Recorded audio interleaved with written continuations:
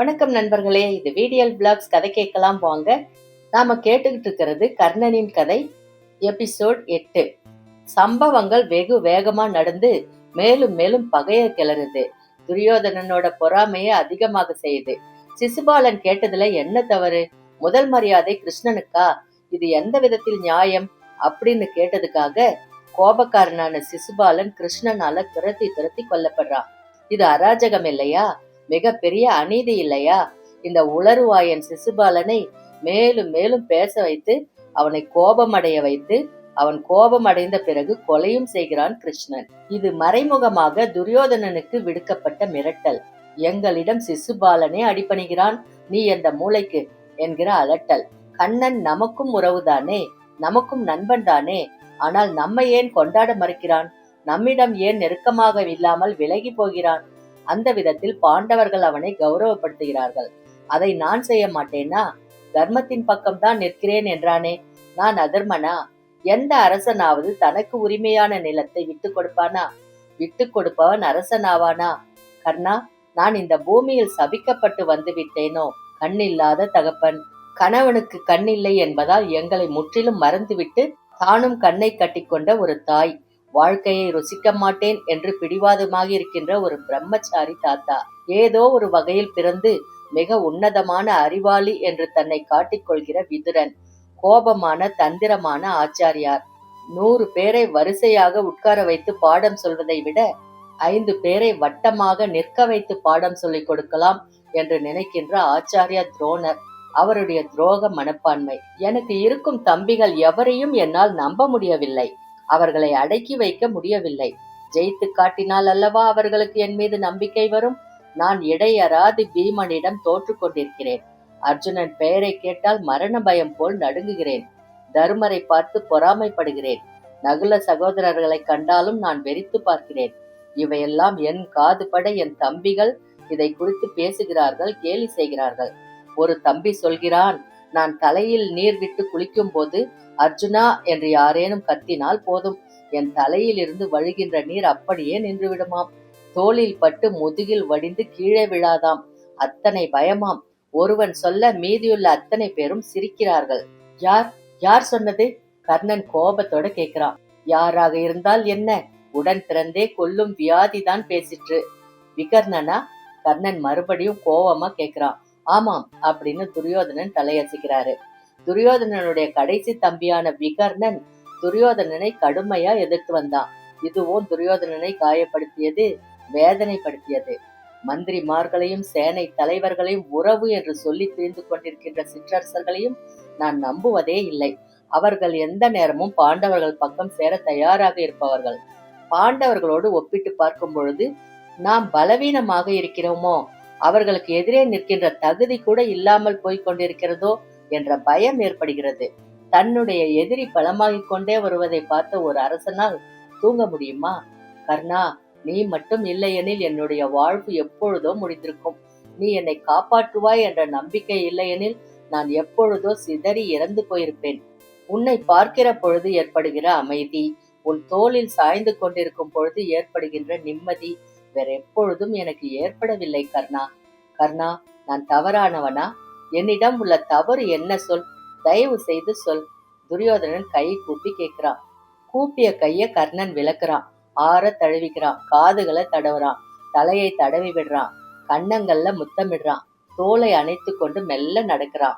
துரியோதனனிடம் ஒரு தவறு இருக்கிறது, என்ன என்று சொல்லலாமா? யோசித்தான்.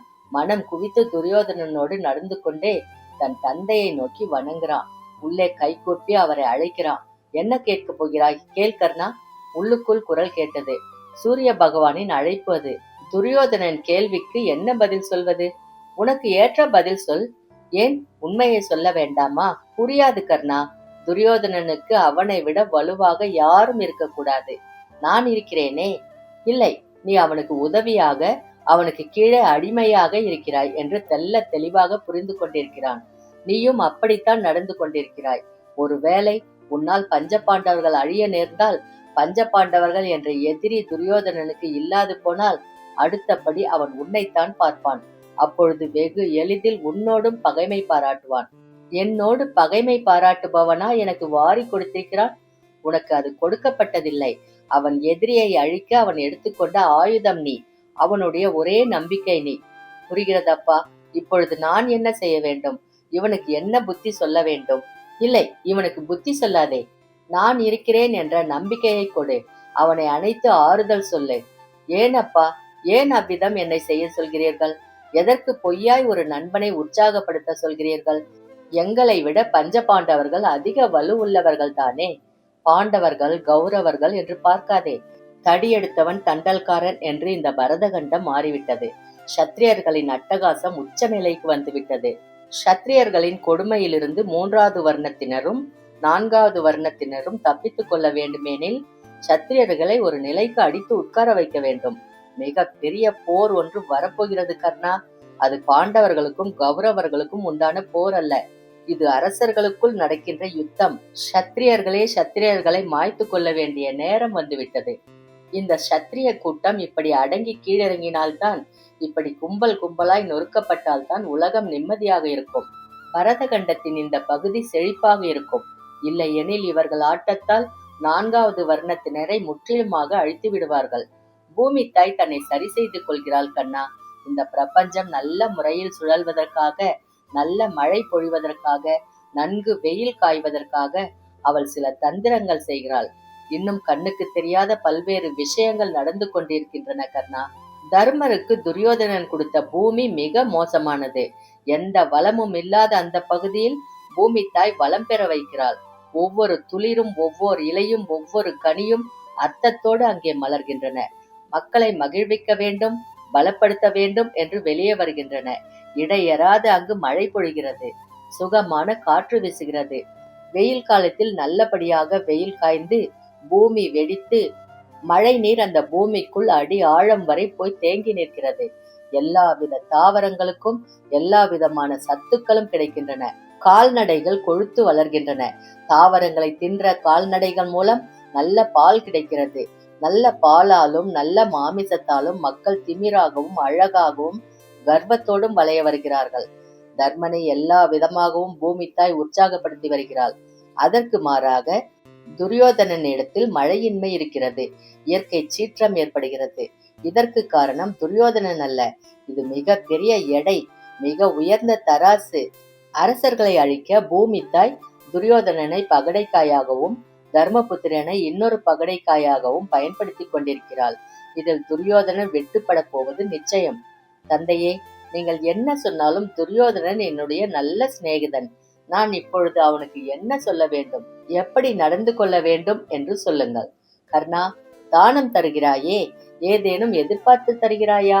இல்லை தந்தையே, எதையும் எதிர்பார்ப்பதில்லை. அதே போல உன் கடமையை செய். எதையும் எதிர்பார்க்காதே. துரியோதனனுக்கு நன்றி உடையவனாய் இருக்க வேண்டும் என்று தீர்மானித்தாய். அதில் குறை வைக்காதே. உள்ளுக்குள் எந்த சந்தேகமும் உனக்கு எழ வேண்டாம். இங்குள்ளவர்கள் அனைவரும் துரியோதனன் வாழ்வானா சாவானா, எந்த பக்கம் நியாயம், எந்த பக்கம் தர்மம் என்றெல்லாம் பேசிக் கொண்டிருக்கிறார்கள். இதை எல்லாவற்றையும் எடுத்துவிட்டு உனக்கு உதவி செய்த துரியோதனனுக்கு நீ உதவி செய். தர்மம் முக்கியம் இல்லையா தந்தையே? ஒரு மனிதன் தந்தையை பகைத்து கொண்டாவது தர்மத்தின் பக்கம் நிற்கலாம் என்று சாத்திரங்கள் சொல்லிக் கொண்டிருக்கின்றனவே. நீங்கள் என்னை அவ்விதம் நடக்க சொல்லவில்லையே. கர்ணன் சந்தேகத்தோடு சூரிய பகவானை கேட்கிறான். உன் தர்மம் செஞ்சோற்றுக்கடன், அதை செய் போதும். ஏன் தந்தையே, ஏன் என்னை சிறிய வட்டத்தில் சிக்க வைத்து விட்டீர்கள்? சிறிய வட்டமா? என்ன சொல்கிறாய் கர்ணா? உனக்கு மட்டுமா உயர்வு கிடைத்தது? உனக்கு மட்டுமா மரியாதை கிடைத்தது? உனக்கு மட்டுமா அரச பதவியும் செல்வமும் கிடைத்தன? உன்னை சார்ந்த பல லட்சம் பேருக்கும் மரியாதை கிடைத்ததே. சவுக்கடியும் சாணமும் நிறைந்த வாழ்க்கையிலிருந்து விடுபட்ட அவர்கள் எல்லாரும் உன் பின்னால் வந்து அவரவர்க்கு வீடு கட்டிக்கொண்டு அவரவர் தங்கள் குதிரைகளை பராமரித்துக் கொண்டு யாருக்கும் அடிமை இல்லாமல் உனக்கு தோழனாய் ஒரு மிக பெரிய குதிரை சேவகர் கூட்டம் வளர்ந்து நிற்கிறதே. அதற்கு யார் காரணம்? துரியோதனன் அல்லவா? சேனாதிபதிகளின் சுகத்திற்காகவே உங்கள் குதிரைக்காரர் பெண்கள் எத்தனை முறை நாசமாகி இருக்கிறார்கள். இந்த அவமானங்கள் எல்லாம் முடிந்து விட்டதே. இதற்கு காரணம் துரியோதனன் அல்லவா? நீ 4வது வர்ணத்தினன் தானே. உனக்கு எதற்கு தேசம் என்று ஏளனம் பேசிய இடத்திலிருந்து விடுபட்டு, நான் இந்த தேசத்தைச் சேர்ந்தவன், இந்த அரசருக்கு சொந்தமானவன் என்று குடியுரிமை வழங்கி கௌரவிக்கப்பட்டார்களே, அதற்கு காரணம் துரியோதனன் அல்லவா? நான்காக மனிதர்கள் பிரிந்தது பூமியை இயக்குவதற்காகவே, அவரவர்கள் உண்டான தொழிலை செய்வதற்காகவே. இதில் இழிவுபடுத்துவது என்பது இல்லை. இழிவுபடுத்த தொடங்கிய காலகட்டத்திலிருந்து இதோ 100 வருடம் கொதிக்க தொடங்கிவிட்டது. இனி இழிவுபடுத்தியவரை இயற்கை தண்டிக்காமல் விடாது. சத்திரியர்களுடைய அட்டகாசம், 4வது வர்ணத்தினரை நசுக்கிய பாவம் இப்பொழுது கை மேல் பலன் தர காத்திருக்கிறது. தான் என்ன செய்கிறோம் என்று தெரியாமல் துரியோதனன் 4வது வர்ணத்திலிருந்து வந்த உன்னை தனக்கு அருகே வைத்து தனக்கு பாதுகாப்பாக ஏற்படுத்தி கொண்டான். அந்த 4வது வர்ணம் இதற்கு மேல் வேதனைப்படக்கூடாது என்பதற்காகவே நீ ஆற்றில் தள்ளிவிடப்பட்டு அங்கு போய் சேர்ந்தாய். இயற்கைக்கு தெரியும் யாரை எப்போது எங்கே தண்டிப்பது என்று. வன்முறை தலை விரித்து ஆடிய போதெல்லாம் இயற்கை அதை மடக்க தண்டித்திருக்கிறது. பூமியையும் பூமியை சுற்றியுள்ள சக்தியையும் சாதாரணமாக நினைக்காதே. பூமி தன்னை பாதுகாத்துக் கொள்ள எவரையும் அழிப்பாள், எவரையும் உற்பத்தி செய்வாள். உங்களை எல்லாம் விட இந்த பூமி மிக முக்கியம். அண்ட சராசரத்தின் செல்ல பிள்ளை இந்த பூமி. இந்த பூமியில் எந்த கெடுதல் ஏற்பட்டாலும் அண்ட சராசரத்தில் உள்ள கிரகங்களும் சக்திகளும் அதை பாதுகாக்க வேகமாக வருவார்கள். உன்னை அரசன் என்றும் துரியோதனனை என் தலைவன் என்றும் கொள்ளாதே. இதெல்லாம் சிறிய, மிக மிக சிறிய விஷயங்கள். இவற்றை எல்லாம் தாண்டி உங்களை எல்லாம் விட மிகப்பெரிய சக்தி ஒன்று உங்களை இயக்கிக் கொண்டிருக்கிறது என்பதை தெளிவாக புரிந்து கொள்ளுங்கள். கிரகங்களை எல்லாம் ஆட்டி வைக்கிற அந்த சக்தி, அண்ட பேரண்டத்தை அசைத்து வைக்கிற இந்த சக்தி உங்களையும் அசைத்து கொண்டிருக்கிறது. பூமியை பாதுகாத்து கொண்டிருக்கிறது. பூமியில் சிறு புழுக்களை போலுள்ள உங்களை விட பூமி முக்கியம். நான், எனது, என் தேசம், என் மக்கள் என்கிற விஷயங்களை எல்லாம் விட்டுவிட்டு எந்த பற்றுமற்று உன் வேலையை செய்து கொண்டு இரு. ஏன் எந்த பற்றுமற்று இரு என்று சொல்கிறேன் தெரியுமா? எந்த பற்று வைத்தாலும் அதற்கு எந்த அர்த்தமும் இல்லை. நீ எதன் மீது நாட்டம் வைத்தாலும் அது உன்னை காப்பாற்றப் போவதில்லை. இடையறாது இயற்கை தன்னை சரி செய்து கொண்டிருக்கின்ற வேகத்தில் நீங்கள் உயர்வதும் தாழ்வதும் நடக்கிறது. உங்களால் ஆவது இங்கு ஏதுமில்லை. காட்டாற்று வெள்ளத்தில் அடித்து கொண்டு போகிற சருகாக நீ இருக்கிறாய். உனக்கருகே இன்னொரு சருகு துரியோதனன், வேறொரு சருகு அர்ஜுனன், தருமன், பீமன் என்பதை புரிந்து கொள். கிருஷ்ணன் யார்? கர்ணன் வேகமா கேட்கிறான். உங்களைப் போல் சருகாக மாறி இங்கு வந்து உட்கார்ந்து இருக்கிற அண்ட பேரண்டத்தின் சக்தி. அது சக்தியாகவும் இருக்கிறது, சூரியனாகவும் இருக்கிறது, சந்திரனாகவும் இருக்கிறது, சருகாகவும் இருக்கிறது. முழு ஞானத்துடன் முக்கால உணர்வுடன் கிருஷ்ணன் இருக்கிறான். அப்படியானால் கிருஷ்ணன் சொல்வது தானே சரியாக இருக்கும். கிருஷ்ணன் நினைப்பது தானே நடக்கும். நிச்சயம் கிருஷ்ணன் சொல்வதுதான் சரி. கிருஷ்ணன் நடத்தி வைப்பதுதான் முடிவு. அப்படியானால் நானும் துரியோதனனும் பஞ்சபாண்டவர் கையால் மரணமடைய போகிறோமா? எல்லாரும் மரணமடைய போகிறார்கள். பஞ்சபாண்டவர் உயிருடன் இருப்பார்கள் என்று யார் சொன்னார்கள்? அவருக்கு விதி முடியும் போது வாழ்க்கை முடியும். நான் என்ன செய்வது தந்தையே? மீண்டும் தெளிவாக சொல்லுங்கள். செஞ்சோற்று கடன், அதை தீர்ப்பதற்காக துரியோதனனுக்கு அருகே இரு. நீ துரியோதனனுக்கு அருகே இருந்தால்தான் போர் நடக்கும். இல்லையெனில் போரே நடக்காது. போர் நடந்தால்தான் பூபாரம் குறையும். நீயும் விலகினால் நிச்சயம் துரியோதனனும் உதிர்ந்து போவான். அவன் உரமாக நின்றால்தான் இங்கு மிக பெரிய யுத்தம் நடக்க வாய்ப்பிருக்கிறது.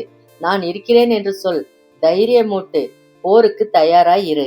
எல்லாரும் அழிவதற்குத்தான் பிறப்பு என்றால் எதற்கு பிறப்பு? இது மிக பெரிய கேள்வி. அண்ட பேரண்டத்தின் லீலை. இதற்கு நான் பதில் சொல்ல முடியாது. யார் பதில் சொல்வார்கள்? ஒருவேளை கிருஷ்ணன் பதில் சொல்லக்கூடும். வாழ்வின் சூட்சுமத்தை உனக்கு அவன் சொல்லித்தரக்கூடும். தந்தையே, நல்வழிப்படுத்தினீர்கள். மிக்க நன்றி. என்னுடைய மனப்பூர்வமான ஆசிர்வாதம். தந்தையே, நான் தப்பித்துக் கொள்ள வழியே இல்லையா? இருக்கிறது கர்ணா. என்ன? உன் கவச குண்டலங்கள் உன்னிடம் இருக்கும் வரை உனக்கு எந்த ஆபத்தும் இல்லை. உன்னை யாரும் எதுவும் செய்ய முடியாது. நான் உன்னை காப்பேன். கவச குண்டலமாய் இருந்து காப்பேன். நன்றி தந்தையே. மனசுக்குள்ள இருந்து கர்ணன் கை கூப்புறான். துரியோதனனை இருக்க அணைச்சுக்கிறான். அந்த அணைப்புல உஷ்ணம் இருந்தது. துரியோதனன் தலையை நிமிர்ந்து முகம் திருப்பி கர்ணனை பார்க்கிறான். நான் இருக்கும் வரை உனக்கு எந்த கவலையும் வேண்டாம்.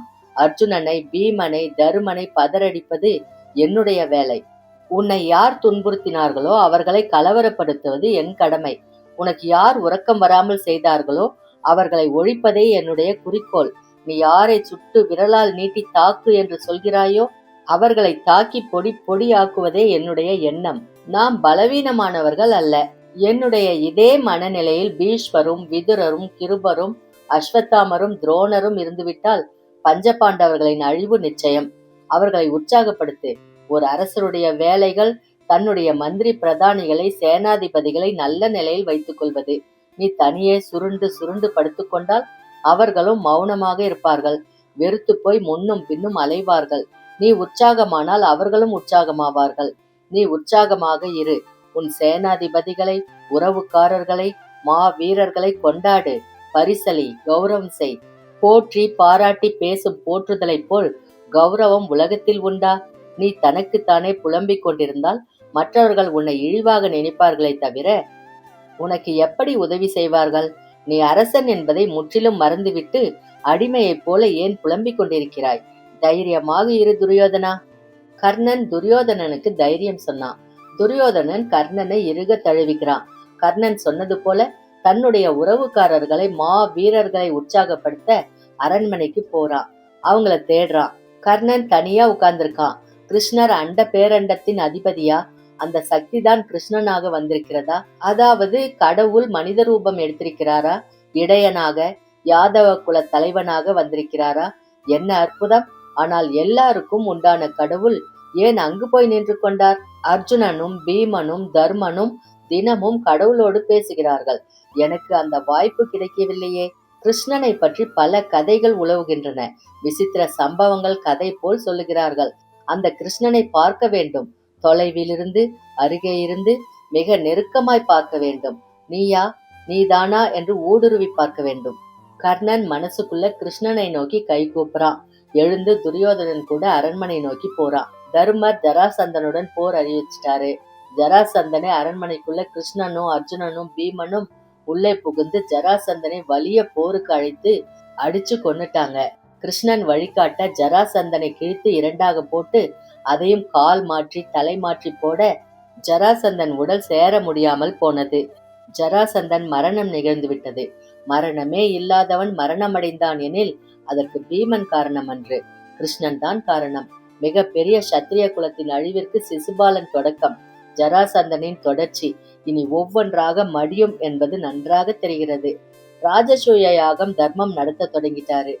தெற்கேயும் வடக்கேயும் மேற்கேயும் கிழக்கேயும் அவருடைய சகோதரர்கள் போயிருக்கிறாங்க. எல்லா ஊர்களையும் ஜெயித்து கொண்டு மறுபடியும் திரும்பி இருக்காங்க. 1,00,000 பேர் உணவு உண்ட பின்னால ஊதப்படும் சங்கு பல முறை ஒலித்து கொண்டிருந்தது. எல்லா ஊர்களிலிருந்தும் அரசர்கள் வந்து கோட்டை வாசலில் பல நாட்கள் காத்து கிடந்தாங்க. நகரம் முழுவதும் நெரிசலா இருந்தது.